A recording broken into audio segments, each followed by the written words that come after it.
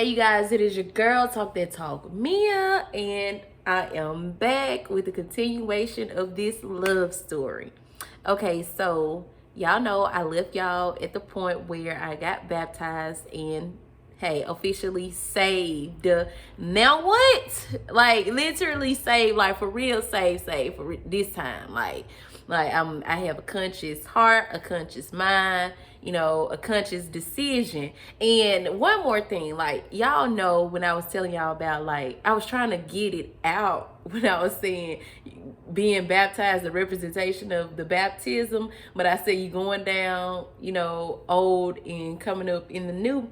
Well, what I was really trying to get out was it represents Christ, well, Jesus' death, burial, and resurrection. Okay, so just think about how we get baptized and think about those three things: Jesus' death, burial, and resurrection. All right, so continuing on, I'm saved, and now what goes on? Well, I'm gonna tell y'all. Well, I called him Jonah in the book, so we're gonna call Mr. Magic Jonah now. And we got to the point where Jonah was like, you know what, like you're baptized now, you're saved, like so we cannot have sex again. Like don't play with God. Like we ain't playing with God. You made that decision. You were ready. So it is what it is. So I'm just like, wow, like he said that, and it made me so happy, y'all. So in the midst of all of these, like I get baptized in September, and yeah, after getting baptized, I felt like this go round, I felt so new. I felt more sacred as a human being. Like it was something about this last time that I was baptized. Like, and I would say I was baptized in the Holy Spirit, with the Holy Spirit. Okay. So with that being said, y'all, like I just started getting this feeling to move to Atlanta. Mind y'all, I didn't know that Atlanta was a place where Jonah wanted to go, like a place that he would have liked to live or whatever. But y'all, that's neither here or there. Find out more details in the book Through the Fire. But anyway, so I'm just wondering, like, why Atlanta? Atlanta of all places, why should I go to Atlanta? So, me, I'm not wrestling with God. I'm all for God. I'm at this point, it's like, God, I'm gonna do whatever you want me to do. So what's up? So I kept getting, I would see schools pop up on my news feed from Atlanta, like for like digital marketing and stuff like that. And I'm like, Lord, like, is that what you want me to do? But when I researched it, I'm like, why would I do that? Like, I don't know. Like, no, we ain't going there. But when I kept seeing Atlanta, I knew for sure that, okay, well, God is obviously trying to tell me something and let me adhere to what he's telling me. So I told the prophet at work that, I was going to move to Atlanta, and she was like, oh my God, it's so crazy that you said that, because when I saw you today, all I saw was boxes. And I was like, okay. At that point, I didn't know, what she was saying. Maybe I felt that she was saying that God showed her me in boxes. I don't know. But anyway, that's what was said. And I was like, yeah, and yeah, I'm gonna go. I'm just gonna, find me a job. And once I get me a job, find me somewhere to stay, I'm gone. So, y'all, I do that. I search for a place to stay. I fill out, applications on Indeed. And at this point, I'm just ready to hear something back. And once I hear something back and secure, a job, then I'm out. Like, I'm out. Y'all, I promise y'all, about a week or so later, I got a phone call for an interview. The interview was like a couple weeks out. I think it was like 3 weeks out at the time. And they were like, I felt like in my heart I was gonna get the job. If you call me for an interview, I'm gonna get the job, okay? okay. Put a pin right there. So you know, so I didn't got the interview for the job, so I'm like, and I gotta find somewhere to stay. Like, let me find somewhere to stay. Well, all of that, y'all, didn't have anywhere to stay. Cause like once one person called me back, like she denied, like she was saying, well, they're not gonna approve your application because you have something on your rentals history. And I was like, are you serious? Like, y'all, let me just tell y'all what was on my rental history. When I was in Texas and I had fallen down and gotten sick, I ended up like not renewing my lease, right? We moved at the end of the lease, but we neglect to give them a 60-day notice, okay? Didn't give them a 60-day notice. What do? They do a chargeback. They charge us. We got the apartment on a discounted rate. So they go back and they charge us everything from the discounts from when we moved in to when we moved out. And they charged us for 2 months, like the 60 days of worth of rent that, you know, it took. Hold on, let me slow down. They charged us 60 days worth of rent.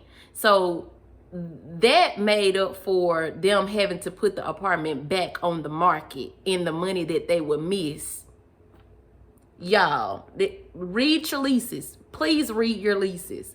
I tried to tell them, like, look, our income is decreasing. There's no way that we're going to be able to afford this. You know, we moved out. We're moving out because we don't want to ever get behind. We don't want to be scrapping up money to pay rent. We've never been late. We don't want to screw up our rental history or anything. Had never been late. None of that, y'all. But that's another story. And needless to say, they put $9,300 and something, $338 on my credit. And I was like, all these months I worked and I paid my bills on time. Like, ain't never been late. And y'all do this to me? Okay. But anyway, fast forward, that was the stumbling block. So she was like, I'm not even going to run your credit because I know by you telling me that, they're not going to approve you. So I'm like, okay. So I kind of got a little bit discouraged. But little did I know, I was trying to go to Stone Mountain in Stone Mountain because I had been there before, but it was to someone's house and they lived in a nice neighborhood. But somebody was like, you know, Stone Mountain is ghetto. So I was like, oh, certainly not moving to the ghetto, not leaving the ghetto to go to the ghetto. No. So anyway, fast forward, my mom's dad had passed. So we had to end up going to Florida. Went to Florida. Once I got stop right there. Once I got the interview, y'all, I put in my 2 weeks notice. Okay. Nope. Let's just go back. All right. Went to my mom's dad's funeral in Florida. Had to go to the interview while we were in Florida. So one day we left Florida, drove to Atlanta, got to Atlanta, did the interview. Y'all, I got to the interview just to find out that it was like an open interview. Like, I'm like, what? So obviously it's this thing that DaVita dialysis do. And hundreds and hundreds of people were there. So I could have gotten a job and I couldn't have gotten a job. So I go in at my time and they were on time, did my interview, got out. You know, they were asking me these questions. You know, they got these some real interviews, y'all. We are in Georgia, and 2 people are sitting there, one critiquing you and one asking the questions. Then the other one started asking her question, the other one just staring you up and down. So I'm like, oh my God, okay then. So, you know, I'm in the interview telling them the truth. Like, I'm not even experienced in, you know, dialysis, but I'm here, and they were letting me know that they would put you through this program so you can become a certified dialysis nurse. So I'm like, okay, cool. did that, y'all. I peeked through and I'm looking on the floor and I'm like, oh, okay then. So I go and I get in the car. And as soon as I get in the car, y'all, one of the women who interviewed me, I see her running outside. And it looks like she's just looking for somebody. So I, you know, she coming around close to my car. So I get out the car. Look, she said, hey, come here. And I was like, yes, ma'am. She was like, you left out so fast. Did you go and shadow the floor to see how everything is ran and, you know, all of that, and see if, would you be interested in this? And so I'm like, oh, I did it. She was like, come on, come in. You must see it. So I'm like, okay. She was like, I know you said that you were gonna move down here or whatever. And she was like, well, I know there's an opening here, but it depends on where you're gonna move to, because we may have another facility that's closer to where you're gonna be living. So I'm like, okay, cool. Y'all, I didn't even know where I was gonna be living. I just told her that I was moving to Atlanta and I was gonna move with my cousin. What cousin did I have there? Not one. Well, yes, I did, but I actually had like 3 of them. But I wasn't going to live with them. I was living by myself. Was not. But anyway, continuing on. Y'all, literally, like, got in the car after I finished shadowing the floor. I got in the car. My mom was like, okay, now where are we gonna go and find you an apartment? The person house that we were supposed to stay at that day, she never answered the phone. So I was like, okay, well, mom, we can get a hotel. My mom was like, no, we're not gonna get a hotel. We can really just go back after we go look for an apartment for you. It just depends on how long it's gonna take us. Y'all, once I got back in my car, I checked my email and there was an invitation for me to come and view an apartment for like 3:30 p.m.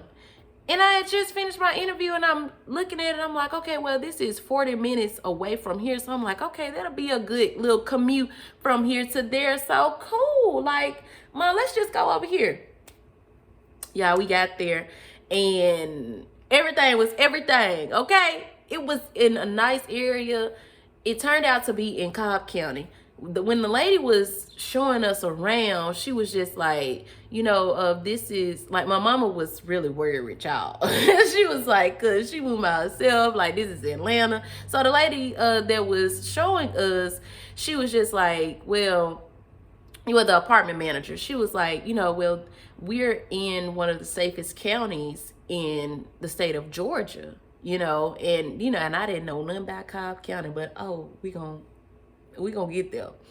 So y'all, I get in there and I see the newly renovated apartment and I'm like, oh my God, like, this is what I saw in my dream. I had already saw me and my grandmother go and we were dropping off Walmart bags into an apartment. And I remembered the floors from my dream. So I was like, Mom, like, I think this is it. Like, I feel at home. I would feel safe here, you know, and then it looks good. So yeah, like, I'm gonna stay here. But in the back of my mind and all my little doubts, I'm thinking about, you know, what this other apartment complex had been said about what was on my rental history. So I get to this lady, this apartment manager at Riverside, and she tell me, she was like, oh no, I'm not worried about that because I have to request for, you know, your payment history from the apartment. She said I have to request the payment history from the apartment complex, and then I can just get this override by, you know, my supervisor. So I'm like, okay, cool. So she was just telling me everything that I would have to have, and she was like, well, they may make you pay a higher security deposit, but it'll be yours for sure. She said, just do the application, you know, pay the application fee, do the application, turn it back in. Y'all, baby, I was just like, okay. But in the back of my mind, I was still a little worried. But what did I do? I took it and rolled with it. I was like, yep, I'm gonna live here. I'm right around the corner from SunTrust Park, where the Atlanta Braves play baseball at. I'm talking about just great area. So I claimed it. All right. like I said, me and my mama had said if it didn't take us long, we were gonna drive back to Florida. We went, we got some food, we drove back to Florida. Y'all, like the next day, no, it was like the following Monday, they called me, they told me that I had the job and that I needed to be there for the certain date. Like I think it was like October 21st. Bruh. 2-week notice, shawty. Here we go. Put in my 2 weeks notice in my job in Yazoo. And the rest was like history. I ain't had no furniture. I ain't had no nothing, y'all. I just had me, myself, I, in my car. And I had just paid all of my bills. And I really had about like $400 left to my name. Okay? And I was thinking, I'm like, bruh, now, I don't know how to do my own hair, so I need to give me some braids. I need to give me some braids. I need to give me some scrubs, and you know, just go. Like, make sure you have money to take care of your appearance and food. Everything else, you ain't gonna worry about it. So I did that. The time was winding down, y'all, and I could have probably called. I could have asked Jonah. I could have asked anybody. But the way that I was set up, it was like, no, I'm just about to go do it on my own. This is nobody's journey, nobody ride except for mine. So I'm not asking nobody for a dime. Well, as the time came on by, I had to get my hair braided and buy me some scrubs and everything. I realized that, well, I don't have any money left. So what do you need to do?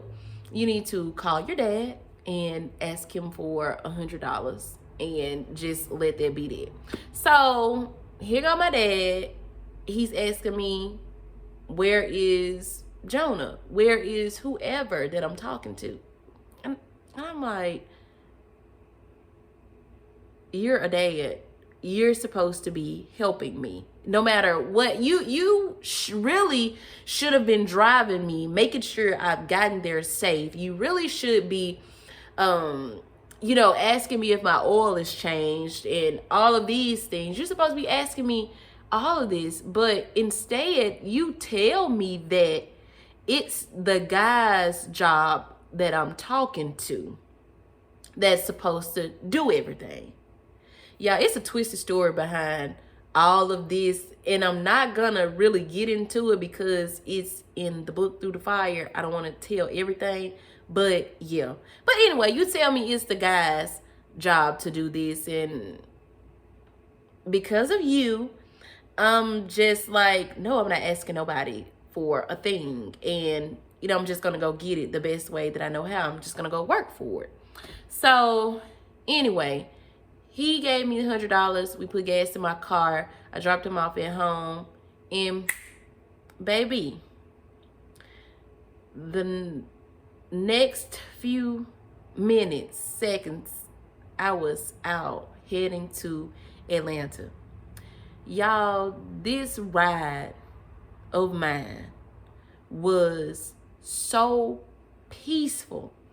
I had packed down my car with every piece of clothing, everything that I had. And I had bought this wooden piece of art that's had this scripture, I have redeemed you and called you by name.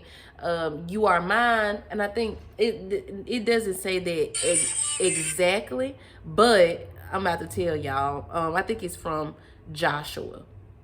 But anyway, that's what I had, and that's what, I was, hold on.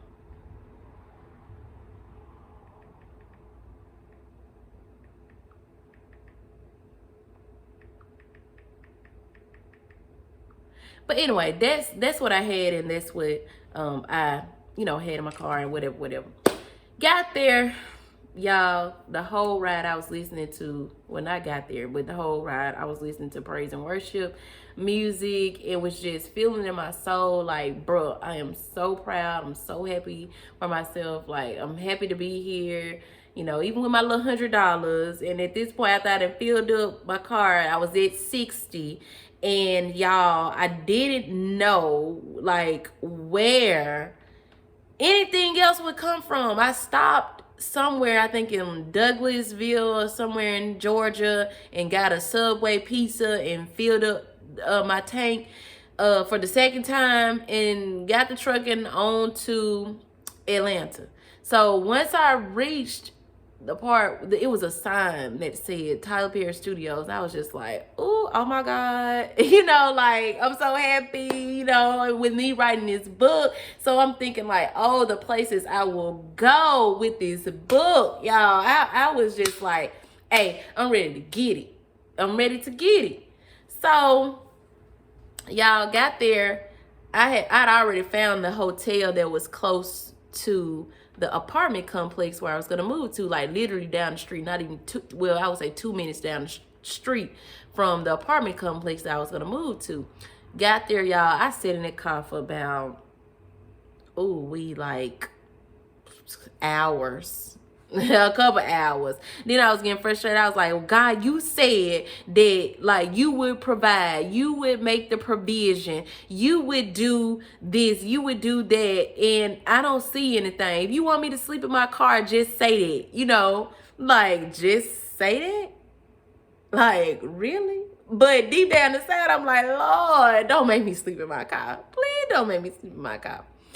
So, y'all, here is, look at this. I hope y'all can see it. Okay, you see that was from like October 20th, 2019. This note that I'm about to read to y'all. And I told you I had to start work on the 21st. See? But it said, well, I've been in Atlanta for over 2 hours, sitting in the hotel parking lot. I have $32 in my pocket. I have no place to rest my head, and I feel weary. Lord, can you please come rescue me? I want to shower and sleep in a bed. Please come help me. I don't know what to do. People would offer if you wanted them to help me. And I said, written at 10:53, Jesus responded at 11:14. Y'all, my uncle, Joffrey, had called me and he asked what was I doing. And I told him that I was sitting in the hotel parking lot in Atlanta and I had cash, and the hotel that I was at, like they only, you could only use a card to make a payment to stay the night. Well, and I told him, I was like, and I'm short of, the money. I think it was like 70 something dollars to stay there, y'all. So he ended up, and I was like, I told him, I said, look, I get paid on Friday. I can give you your money back if you give it to me. Well, he sent me $300, y'all. So I was like, okay, here we go. So got the money, went in, checked in, boom, that was it. Let everybody know that I made it safe and sound. Let y'all know, I'm letting y'all know, nobody knew that I went there with no money.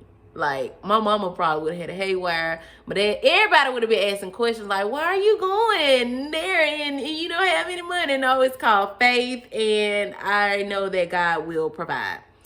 So, anyway, I'm there, and days go by, and I'm going to work, and back to the hotel, having more money to eat. So I'm like, okay, Friday comes, I'm gonna get paid. So when I get paid, it's like all of this money is going to go to this apartment. So I go back to the apartment, y'all, and they tell me, well, like the next day I go to the apartment, they tell me, well, the unit won't be available until Friday, the 24th. So I'm like, oh, no, I think, was it the 24th or 25th? No, 24th. Yeah, 24th. But the people for the lights couldn't come until the no, it was the 24th. Anyway, 24th or 25th, whatever day it was. But anyway, needless to say, y'all, I got that paycheck on that Thursday. I paid all the money that I had to pay. I paid it out, y'all. And I probably had enough money just to get me gas so I can make it to the next, like, payday from my new job. So, y'all, I'm in my apartment, like, no furniture, no nothing, y'all. But I had my blanket and I was on the floor, shawty. Okay? On the floor, shawty. And I'm just saying, like, okay, well, I'm going to get this for my apartment. I'm going to get that. I want my apartment to look like this. You know, just having everything just mapped out, y'all. And, yeah, so a week go by. Maybe 2. I think 2 weeks. I think I slept on that floor for 2 weeks. On week number 2, I was like, God, you got to do something about this. This floor is hurting my body. I'm having to go and learn, like sit in the class all day, then learn stuff in the lab and doing. It's just my mental is just not right. Like, what is this? Like, I did not come here for this. Well, got in my email that day after I'm complaining, y'all, in my email. And it was something about like a $5 sale going on at Aaron's, where you could go pay $5 and you can get whatever, like, out of there. Y'all, it was at Aaron's probably like 5 miles away from my apartment. Went there. He ran my credit and everything. And he was like, all right, well, that'll be $535. And I was like, you kidding me, bro? Like, really kidding me? $535 for the bed, the mattress, and the dresser. No, it didn't cost me $535 overall. But in order to get it, it was $5.35. So, yeah, I'm up here basically like wanting to shout. Like, I'm shouting in the praise, like, God, you heard me. You saw me. Thank you. Thank you, Lord. Thank you, thank you, thank you, thank you, thank you. Like, thank you. I just wanted to be comfortable and you heard me. So there he was again. So I'm like, okay, obviously I'm supposed to be here. Y'all. Oh my God. So everything just going, and me and Jonah's conversation was just getting shorter and shorter, and I'm writing my book every single day. Like, I'm stretched out on the floor, you know, getting up before work. Oh, excuse me. Getting up before work, writing, you know, get off work, showering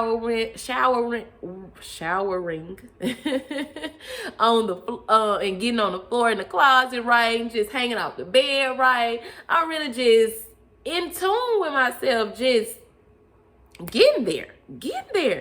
So, but in all of that, I was really like missing Jonah.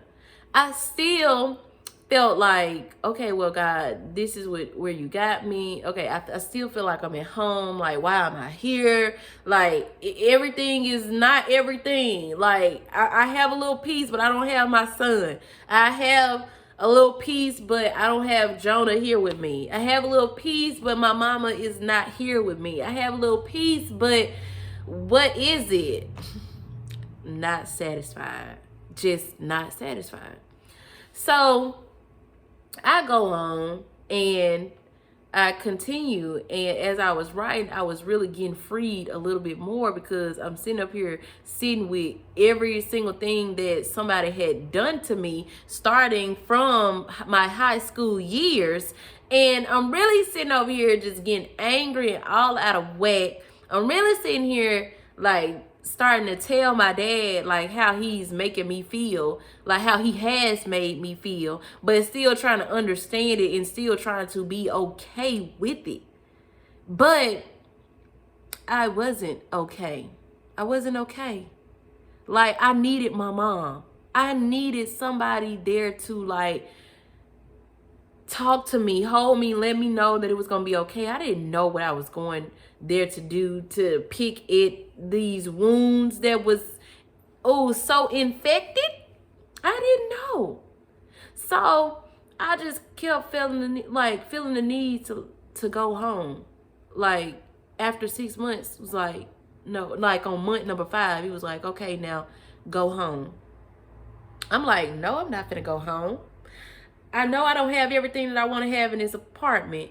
So I'm gonna get a second job. I'm gonna work. I'm gonna make it do what it do. And I'm gonna embrace being alone. I'm gonna embrace taking care of my bills by myself. I'm gonna embrace this time. I'm gonna build up a place for me and my son.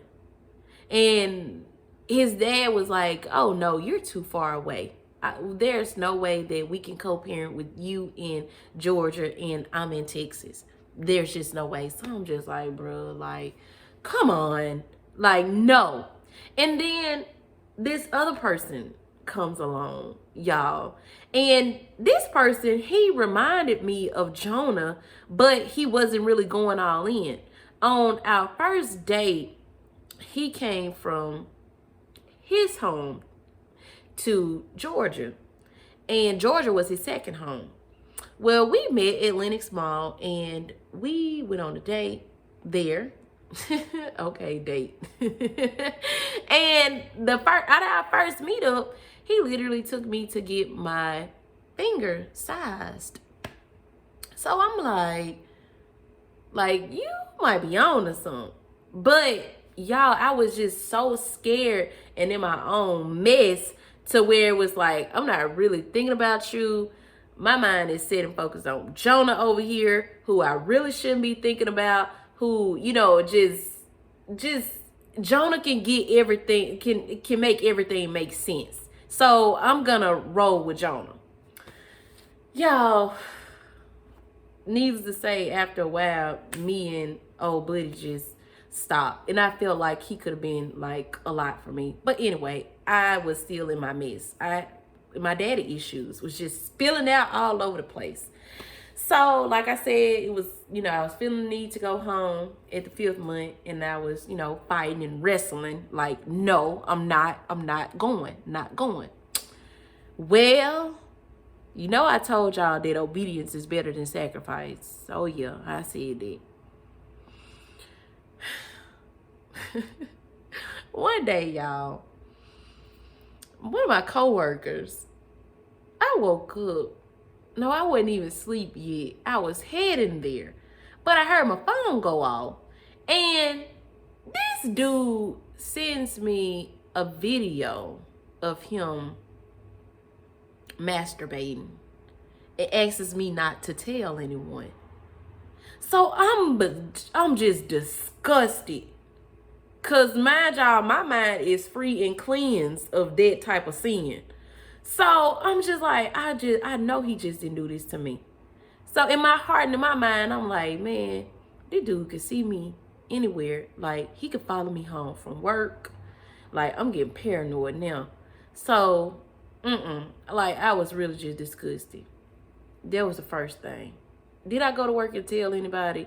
Yeah, I told his best friend that worked there. Because he was just so cool. He was really, really cool. He was a really good friend to people who needed a friend, wanted a friend. However, your coworkers, he was a good coworker. And you could tell that he was a really good friend.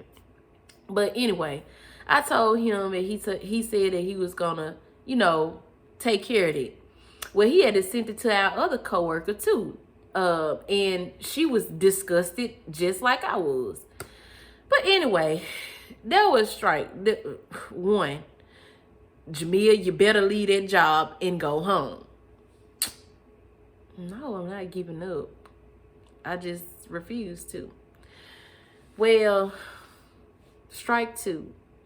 I'm at work one day and I decided not to eat that day because my car note was due and I needed all of the money that I had, and I wasn't gonna eat any fast food. I had made groceries and everything at the house, so it was like, okay, I'm just gonna wait till I get home to eat or whatever. And y'all, my bank was not there in Georgia. I had to go and load money on one of my prepaid cards. So I was gonna go home and cook and then go load the money on my card. Well, baby, I didn't even make it home that day. It was a Cobb County deputy decided that he wanted to jump out and pull me over. And I knew I was not speeding, y'all. Nothing. I really want to know what was the probable cause of him of him pulling me over. In my heart, I knew that my license plate had then expired the month prior to, it expired in January. Now we're in February. But I had the Texas plate. So I'm like, okay, well, I was going to take care of it, whatever. We're in another state. He can't run it. Silly me. He got behind me. I was like, Lord, please don't let this man, like, pull me over. Because I already know this is not going to be good. Y'all, pulled over. This man comes back to my car after getting my license, and he say, hey, you're gonna have to take he said, can you step out the vehicle? And I was like, why, sir? He was like, you're gonna have to take a ride with me. So I'm like, where we going? You taking me home? You gonna impound my car? Like, what are we doing? He goes and say, your license are suspended, whatever. I have to take you down. What? No. No. We ain't going nowhere. Yeah, I started crying. I'm like, oh my God. He was like, do you have anyone to get your car? I was like, I don't have any family here. My mama's in Mississippi. Can you just let me call my mama? He was like, no. Then I thought about it after he said no. I said, wait, my friend said she was gonna go to my house and wait on me so we can go somewhere. I think we were supposed to go no, and wait on me until her boyfriend made it in from work.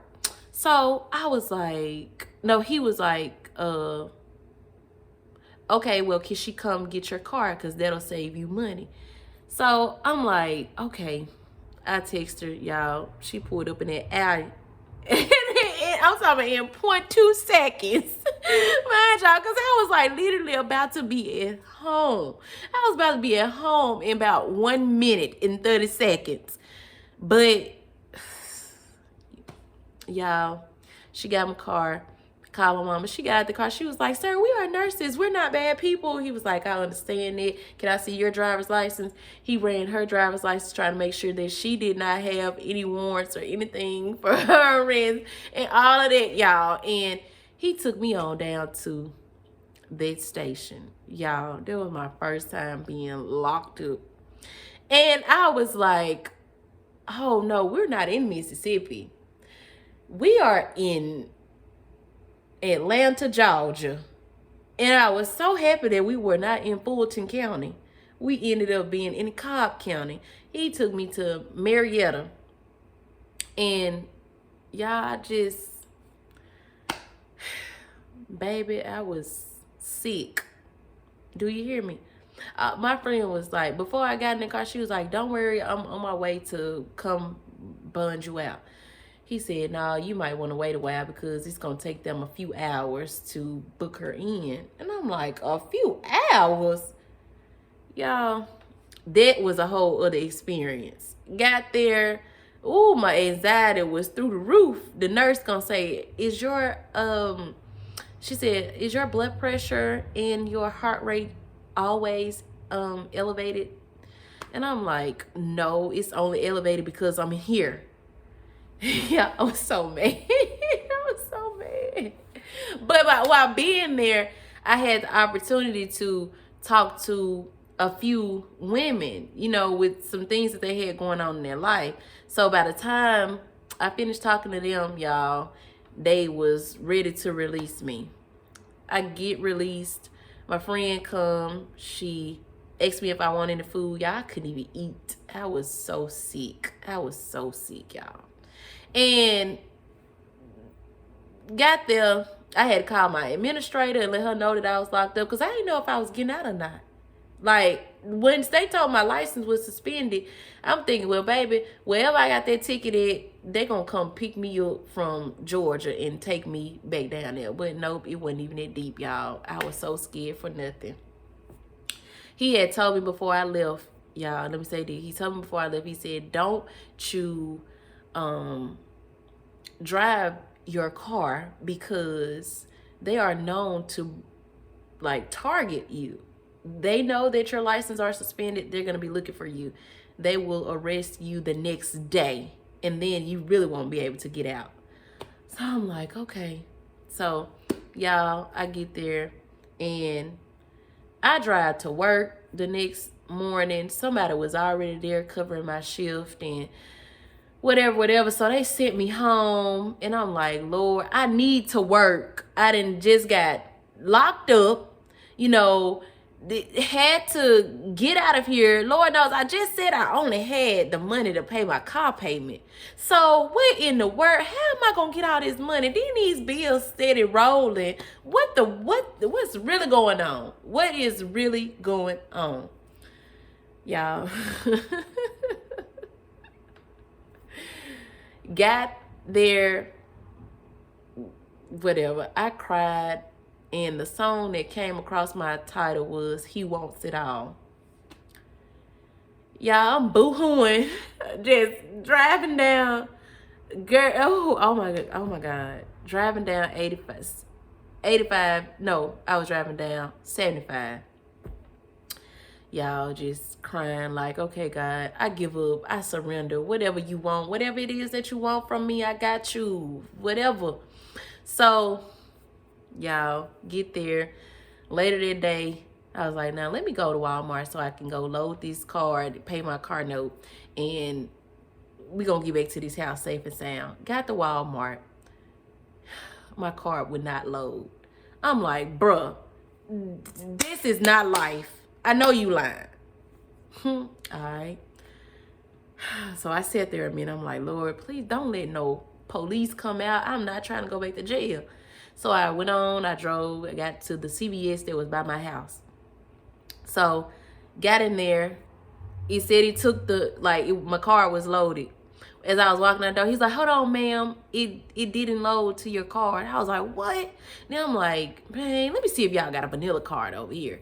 Went over there, they had the vanilla card. I loaded the card. Bam.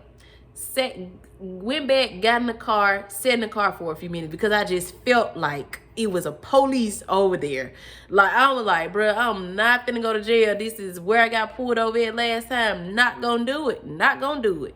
So I sat there and I was talking to Jonah. Jonah was like, so how is Atlanta treating you? And I was like, what do you mean? Like, it just feels like a Yazoo City on the steroids. It's nothing fancy about it. Like, and he was like, yeah, that's what I was looking for you to say. And I'm like, what? And he was like, no, like, I was looking for you to say that. And I was like, yeah, I think I'm about to come back home. He was like, yeah, I knew that. Like, I know you're coming back. So I'm like, what the, like, really? So that, like, really put me at ease, y'all. So that put me at ease. We sat there and we're talking. I'm like, okay, well, I'm going to go home one day. But then, not yet, though. But I'm going to go home. So, went to the house. I'm getting ready for work, get my clothes laid out and all that, take my shower. I'm like, okay, once I get to work in the morning, I'm gonna have to wait till like 9:30 to pay my car note, because like I can't pay it online. I have to call over the phone, and of course in Georgia we are an hour ahead. So all right, bet I had it all mapped out, huh? Y'all, I left out the house at 4:35 a.m. to be at work for 5:15 that morning. Y'all, it's drizzling. I go back in, I get my umbrella. I'm like, okay.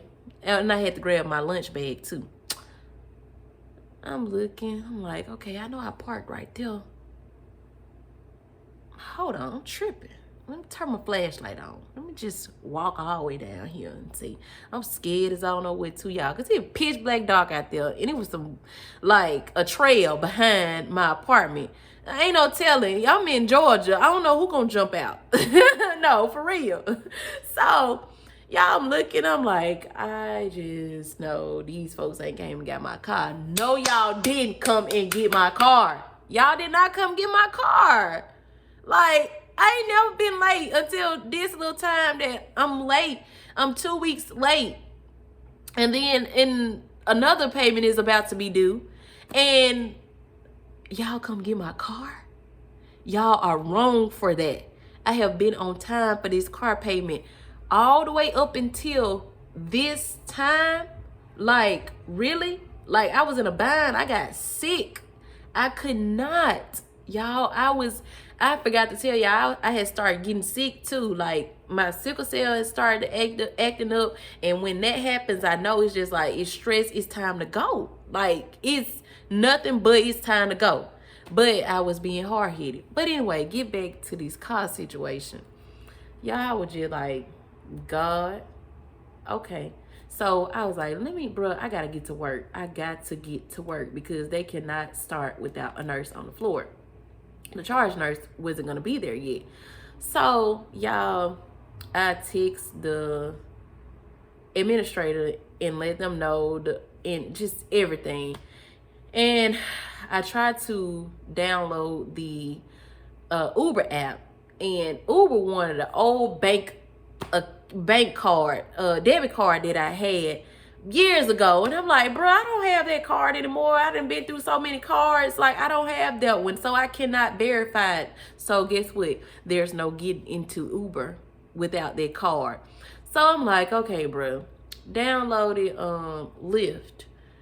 Lyft was finally like letting me put my card information in so I can get a ride. By this time it's late, and I'm like, you know what? I am not about to go to work. Forget this. This day I ain't going to work. I'm not going to work. So I'm over here just like embarrassed. Don't know what to do.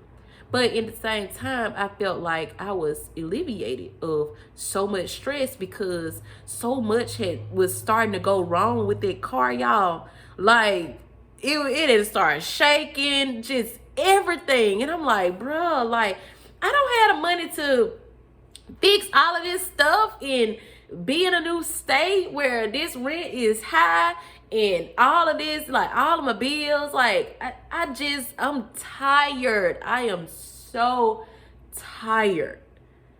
But I still needed transportation. So little Miss Old Jamia was just using Lyft to get back and forth to work. Y'all, I was still embarrassed. I told, who did I tell? I told a couple people, like, my car was in an accident, and was like, yeah, that's it, because I'm not finna give y'all the room to talk about me. Like, y'all gonna think that I can't pay my bills, which I was robbing Peter to pay Paul, and I was late. So technically, I couldn't have been able to afford it if I was late 2 weeks. If I could miss work and have a short paycheck and not have enough to pay it on time, like, but now, y'all, ain't no shame in nothing, because that was something that was released off of me, okay? But anyway, I went on to work, and y'all, like I said, I was using Lyft. Baby, God was not playing with me. He like, oh, you still want to be hard-headed? I got something for you. He made me later and later. Every time. Every day I was late for work, y'all. And I started getting sick. I'm talking about sick. Y'all, I've been at, I forgot the name of the hospital, but they have a sickle cell floor. I mean, a sickle cell clinic that's specific. Well, obviously it is specifically for sicklers. And y'all, that hospital dope you up on so much medication. But anyway, let me not get off topic and track. That last Lyft ride that I took, He showed up about an hour late. Car smelled like marijuana and gas light was on. I was so mad. I got to work. I just told him thank you, and I gave him $20 and was like, please. Well, I didn't even tell him go get no gas, but I knew he knew what it was for. See, God was blessing him, but I was getting my little lesson. So that was it. That was enough for that. Then that day I had got a massive headache. I'm talking about headache so bad. Like, I was like, Lord have mercy. I don't know what this is. But the headache then went on over into the weekend. Then I realized that it was from a wisdom teeth. So I went to the dentist day and got them out. I called my mom. I said, Mama, when you come to Atlanta for spring break, I'm going back home with you. My mama said, oh, I already know it. I told my client that I was taking off the rest of the week so I can go get my baby.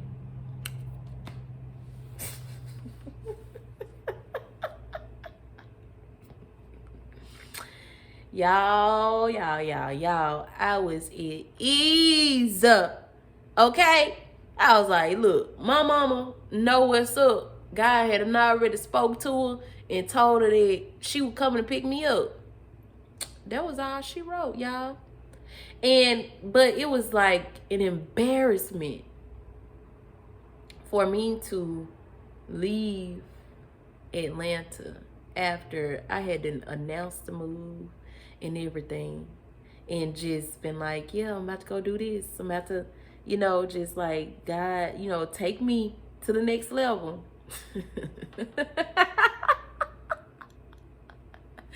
What we think may be the next level may not be his next level for us, okay? That was a new level of glory, a new level of faith, y'all.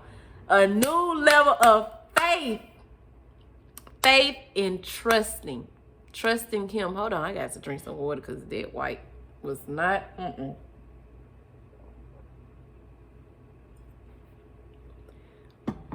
But yeah, a new level of glory and a new level of faith. Like, trusting God, trusting that he will provide for me. Moving when he say move. Y'all, being in Atlanta brought out a whole other side of me, y'all. A whole different type of time of experiencing God and who he is.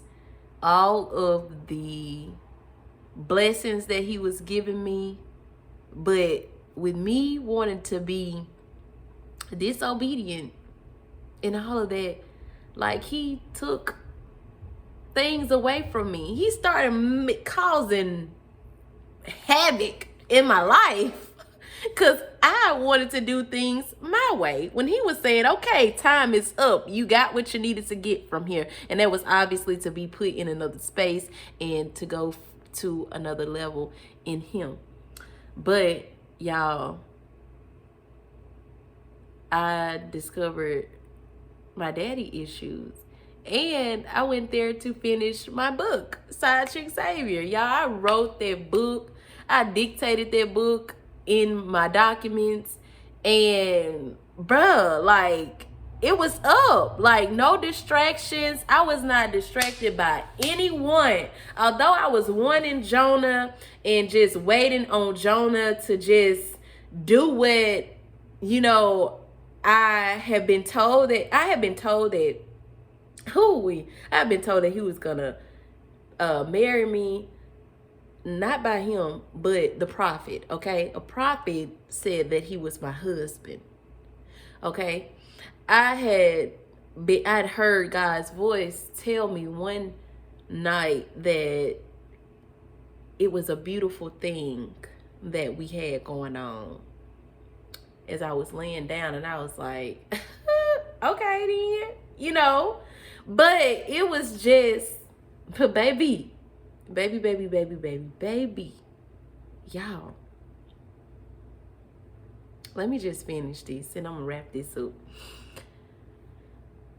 I got back to Yazoo, and you know, my cousin that I was kicking it with before I left, no, we were hanging out tough, and she wanted to know why was I back.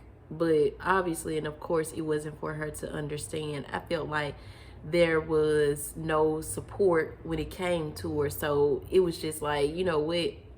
Screw you. Screw anybody. Like, all I need in this life of sin is me and Jonah. Me and Jonah. Not even God. Yeah, that's something to say, right?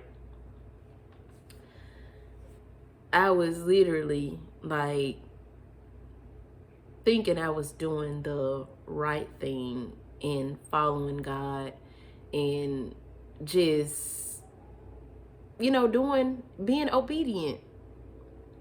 But y'all, some things had happened, and in all of that, I had a vision. Y'all, one morning I had been woke up and I had just read First Samuel, where he was talking about, you know, how, hold on, let me see, how God was talking to Samuel,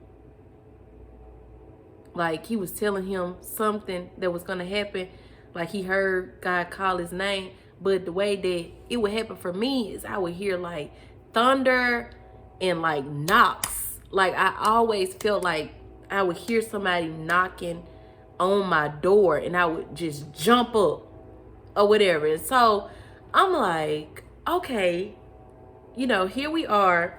Hold on, y'all, and I got to find this.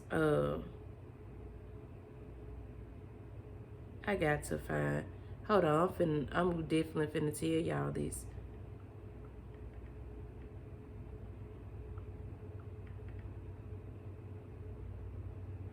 Okay. Okay. 1 Samuel 16. Okay, but yeah, so like I said, when I be hearing those knocks, it be God talking to me, like trying to get my attention. And I have found that in Samuel after I had them read it. And I remember whoever told Samuel, you know, when he hear the Lord calling his name, to say, you know, your servant is listening. Well, that morning, y'all, I said that, and I'm finna find this scripture, but let me just finish telling y'all that. I said, your servant is listening, Jesus. And that particular morning, y'all, I got taken. It's like I went in a trance. And it was like me, like a series of things was shown to me. It was me and Jonah. Jonah appeared to be like locked up. And I was sitting there talking to him, and he was telling me to take some shoes to his mom's house and something. And then in there, like it skipped from that. No, that was the last thing. The first thing I saw, like I was with child, like I was pregnant. The second thing was the guy that I was telling y'all about that was like Jonah. I had walked into an apartment on him. I walked into his apartment and I saw a woman in there, like in the kitchen. And she asked, like, who are you? And then I was like, such and such's friend. And then next thing you know, he walked in the house and he looked so confused, like he was confused between the two. And he greeted her like, hey, babe, you know, whatever. And then he was like, hey, Mia, and he gave me a hug or whatever. And so we walked outside, and then he told her, babe, don't forget to lock the door behind you. So we took off walking, you know, walking. And I never got in the car. Like, I saw her leave and go down the stairs, and she got in the car and left. But we just continued walking down the sidewalk. So I'm like, okay. And I saw I didn't see this woman's face, but I saw like there were some characteristics that stood out that I could say and recall once I woke up to tell them, because oh, I did that. But anyway, and then I saw it where my cousin was texting my son's dad and was like, thank you for something. Just it was a lot going on in this vision, y'all. And then I got into the point where I was sitting down. Like I said, Jonah appeared to be locked up in prison. And it was this distinctive voice, but it was like Jonah's voice. And like, it was so loud, y'all, and like really deep. And it was like, there is an engagement ahead of you. He was like, no, before he said there's an engagement ahead of you, I had then heard him say, like, I'm about to separate y'all, like, no more, because you trust in him more than you trust in me. And then he said, now go on, there's an engagement ahead of you. Y'all, my heart felt like it had broken into a million pieces. It's like I was stabbed in the chest with a knife and everything in that dream, in the vision. But when I woke up, I shook myself out of it. I felt the same heartache.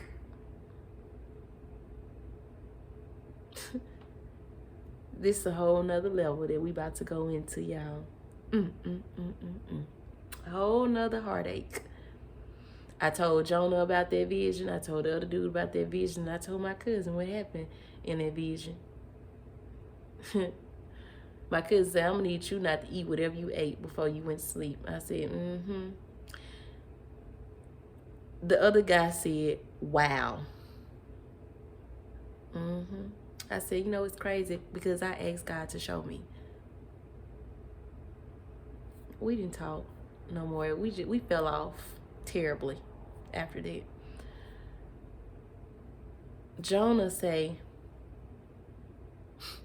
you asked for that. He didn't know what to say, y'all. It was a whole week before we even had a conversation. A whole conversation. He told me that I asked for it. I asked to see that. And I did. When I said, Jesus, your servant is listening. I'm about to find y'all these scriptures, so hold on. So y'all don't, your servant. Yes, here it is. 1 Samuel 3. Yeah, I'm telling you. Hold on.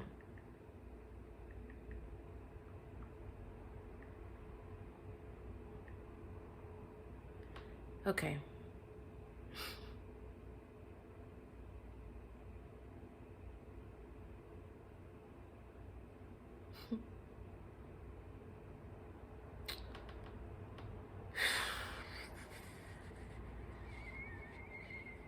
Around the world, I want you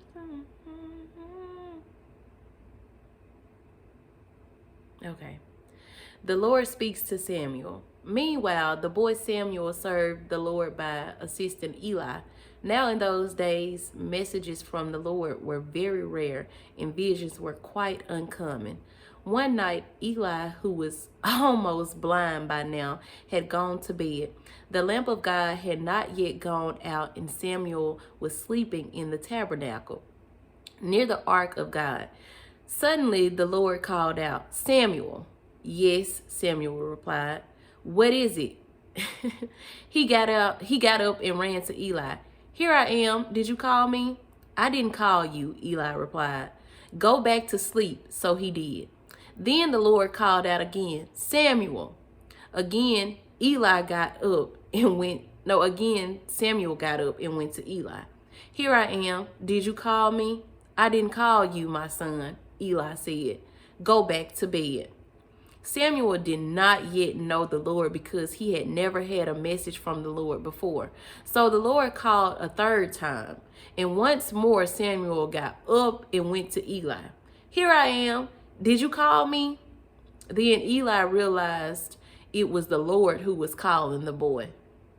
So he said to Samuel, go and lie down again. And if someone calls again, say, speak, Lord, your servant is listening. So Samuel went back to bed, and the Lord came and called as before, Samuel, Samuel. And Samuel replied, speak, your servant is listening. Then the Lord said to Samuel, I am about to do a shocking thing in Israel. I am going to carry out all my threats against Eli and his family from beginning to end.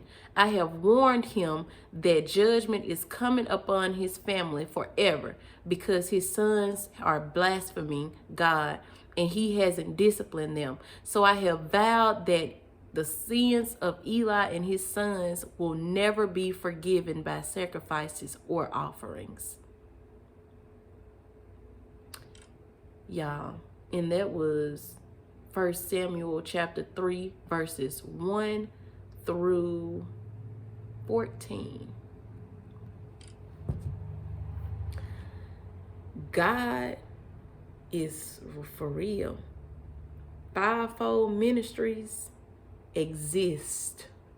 I did not know what was going on with me, y'all. But yeah. Okay. So I probably don't even have to tell y'all that, you know, like what's really, no, yes I do. I'm just gonna leave it at, you know, me and Jonah was snip, snip, snip, snip, snip. We was done. Done. We were done, y'all. And I was there with God. But a little more happened. He's not the only one that gets taken away. And I'm going to stop it right here. Because, baby, oh, yeah, I'm going to stop right here. But, yeah, it was the start of subtracting the weeds so the flower could grow. But more ugliness to come. Talk That Talk Mia is out for the night, the day, the morning, whatever it is when y'all see this. See y'all later. I'm coming back.